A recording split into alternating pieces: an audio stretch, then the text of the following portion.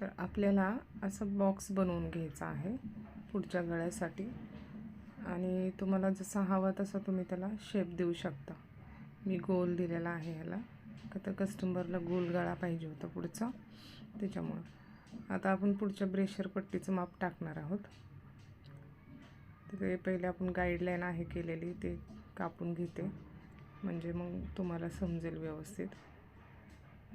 आणि आता आपण टाकूया ब्रेशर पट्टीचं माप टाकायचं आहे। पुढे मी घेतलेलं आहे 3.5 इंच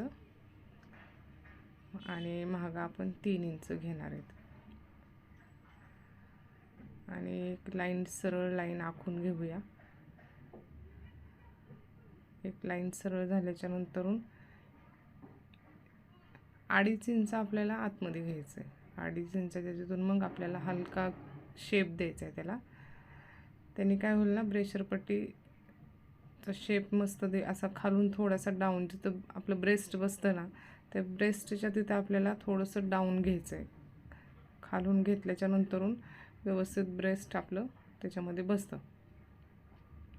थोडासा शेप द्यायचा, जास्त नाही द्यायचा, जेणेकरून की आपल्याला व्यवस्थित ब्रेस्ट त्याला हे करता येईल।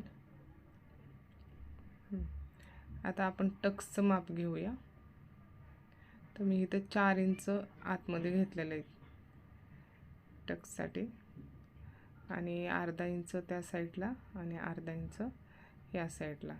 हे आपलं मेन टक्स आहे ब्रेस्टचं, आणि 2.5 इंच वरती घ्यायचं आहे। साईडने थोडासा शेप द्यायचा आहे त्याला।